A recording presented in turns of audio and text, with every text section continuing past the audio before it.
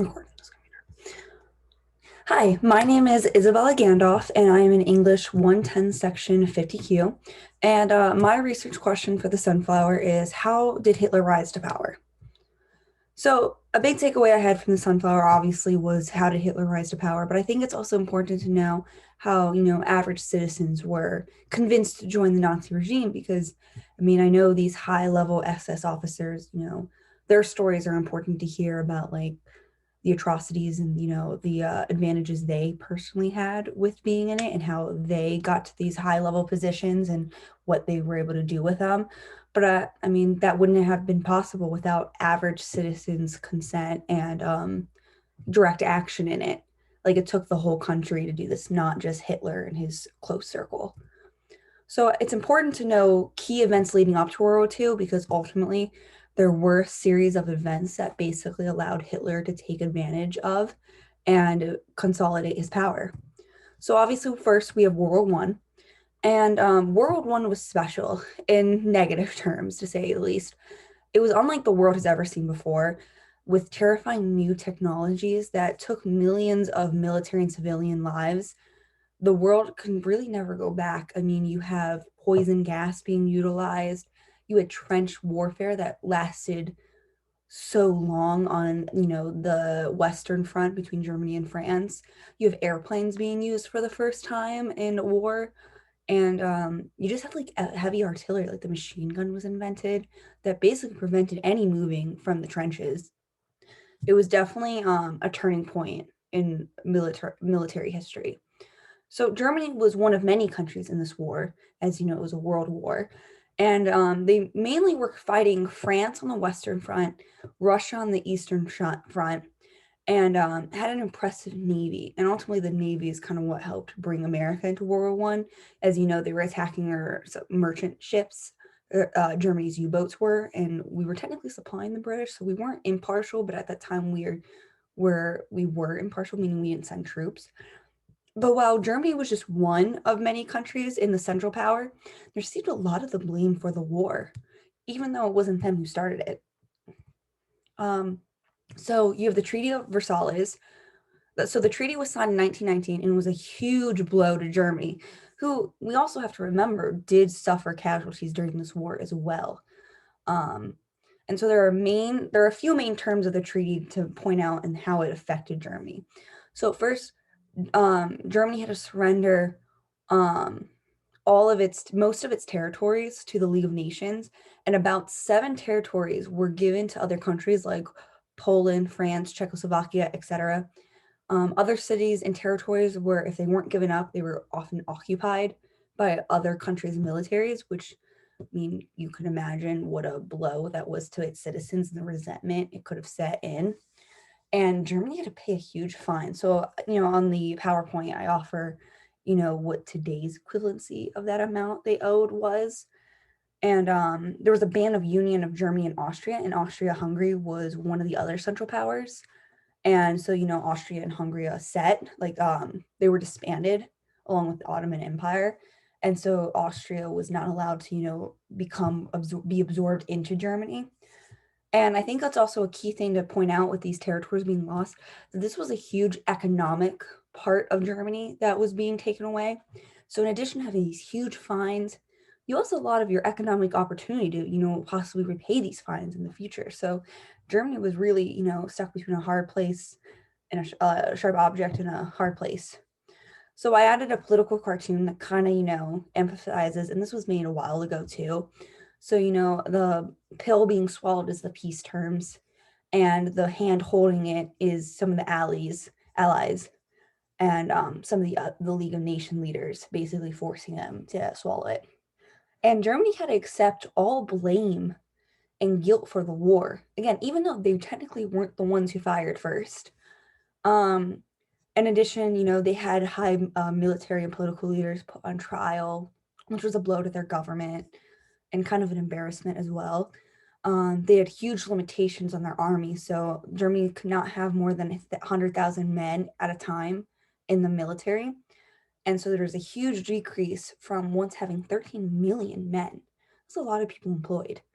and they could not have any tanks, no heavy artillery, no poison gas supplies, no aircrafts, no airships, limitations to their navy. They could not have ships over 100,000 tons, which dictated the size. They couldn't have really big warships anymore, and obviously no submarines. And so, in addition to all these, terms, you also have the stock market crash and the Great Depression. So while the stock market crash did occur in America first, it was felt all over the world, and Germany was already struggling. American investors pulled their loans out of Germany, and the country had no way to pay their debt from World War One. So basically, how this worked is Germany borrowed money from America to pay their debt to, the UK, France, all those other European countries, and at the same time, the UK is borrowing money from America.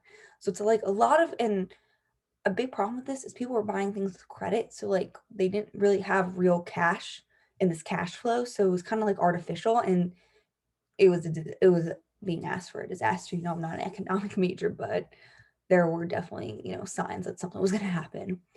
So Germany already had a huge rise in unemployment. So over the winter of 1929 to 1930, the number of employment rise from 1.4 million to over 2 million. And by the time Hitler became chancellor in January 1933, 1 in 3 Germans were unemployed, with the figure hitting 6.1 million.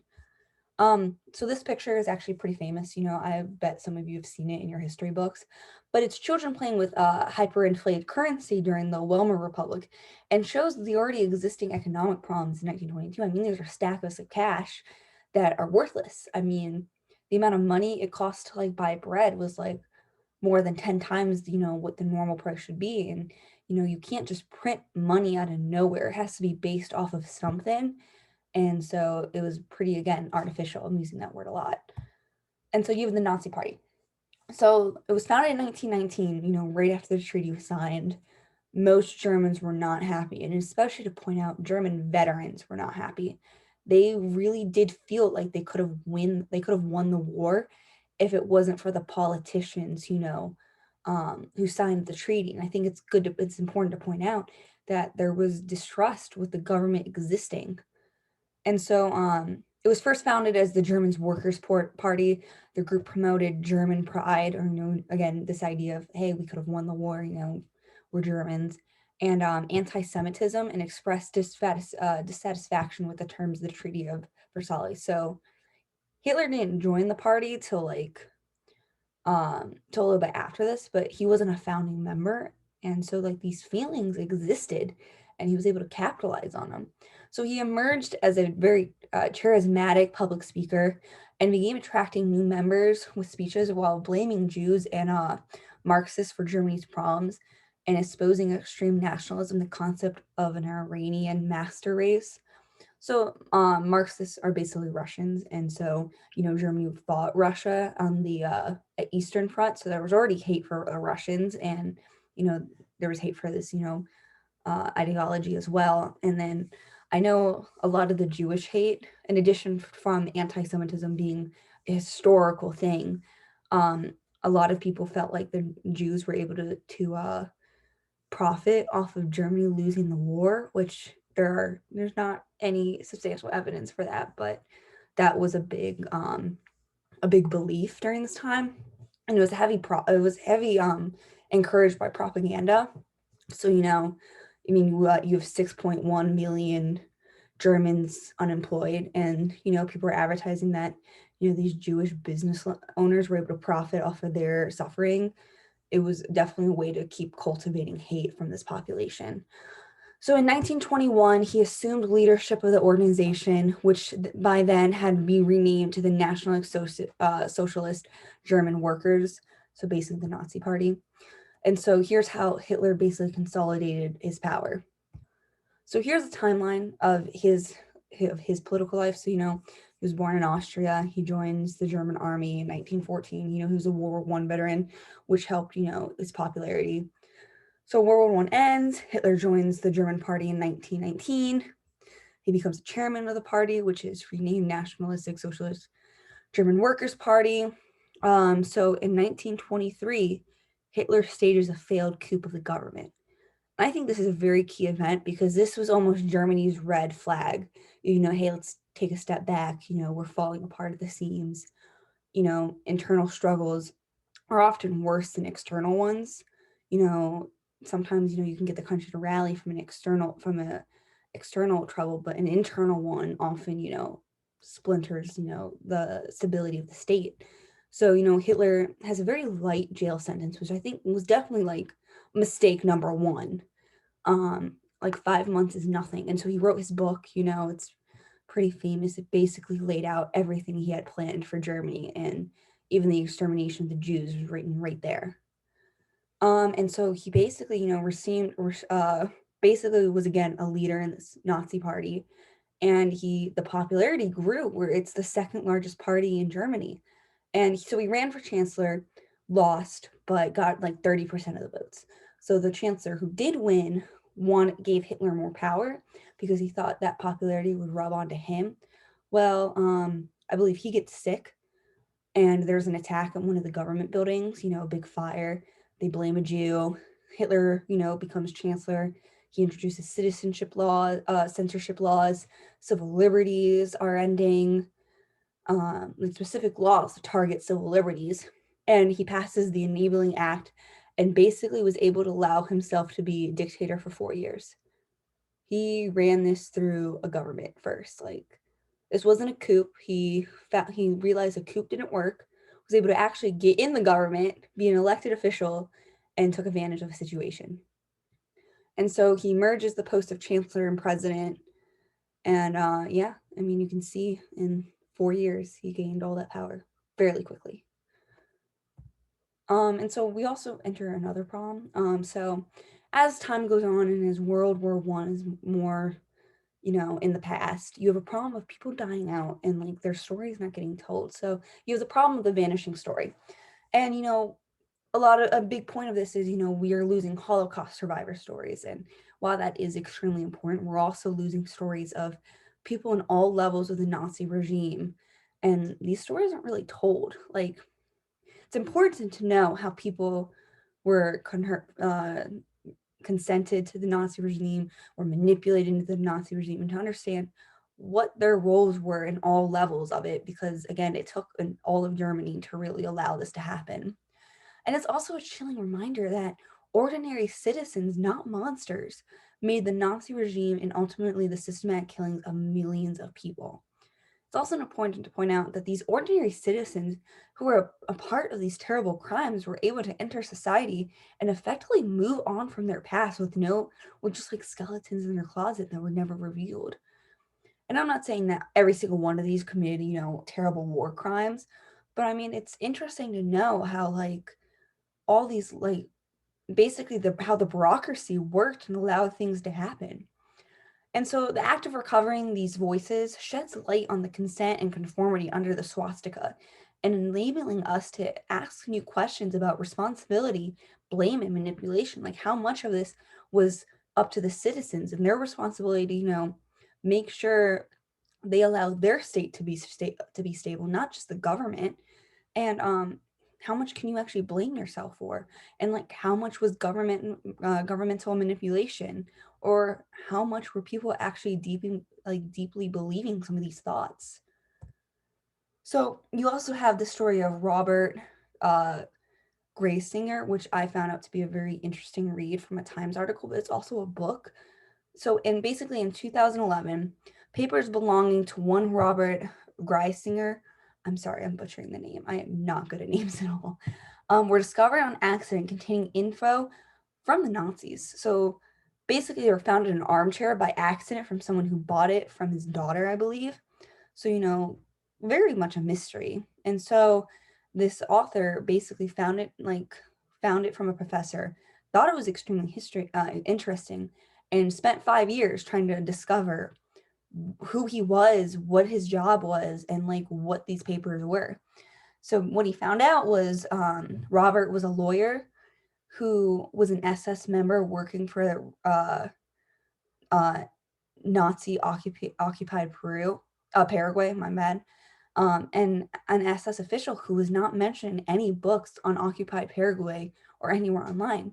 Basically, this man's story was never told, or his role was never discovered officially.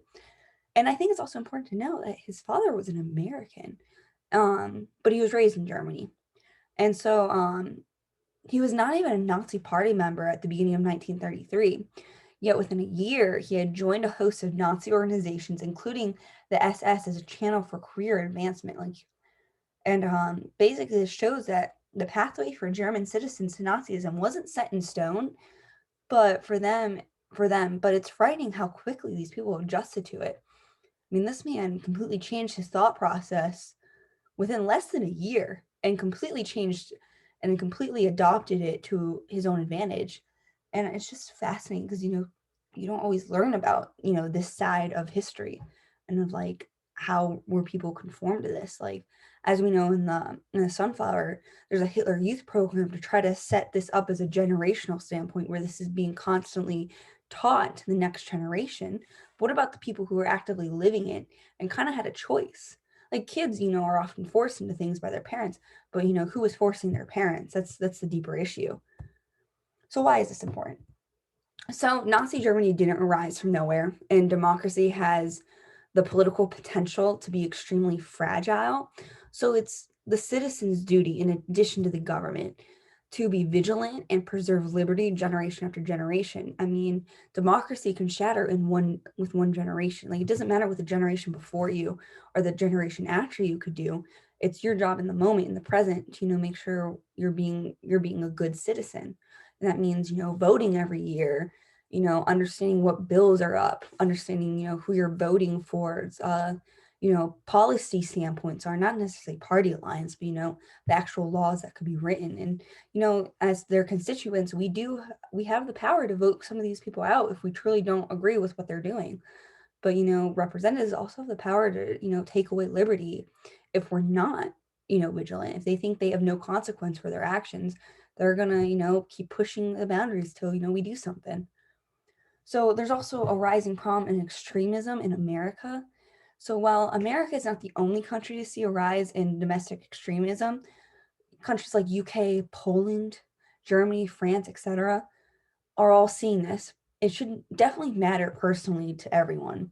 So just in 2021, we had an attack on our nation's capital, and it basically was a coup. And we're seeing an alarming rise in Asian hate. So, I mean, connect the dots a little bit here. I mean, we had an attack on our nation's capital, Hitler failed a coup, rise in Asian hate, rise in anti-Semitism. I mean, history repeats itself, folks. And so domestic terrorism is seen as a real issue by our security agencies, the FBI, the CIA, Homeland Security, et cetera, et cetera. And roughly 75% of domestic terrorist acts are committed by right-wing extremists, and 75% of them are committed by white nationalists and white supremacists. So you definitely could see extremism on both sides of the spectrum. I think it's important to know that as well. But I mean, read the patterns. And obviously, these need to be taken seriously because, again, internal issues seem to be the most hard hitting to a state's stability versus always external issues. Like, most people can rally behind, an external event, but, when something's internally happening, there's different viewpoints, or, we're more empathetic to these different viewpoints. And so it can be difficult to, identify like sometimes who's in the right and who's in the wrong.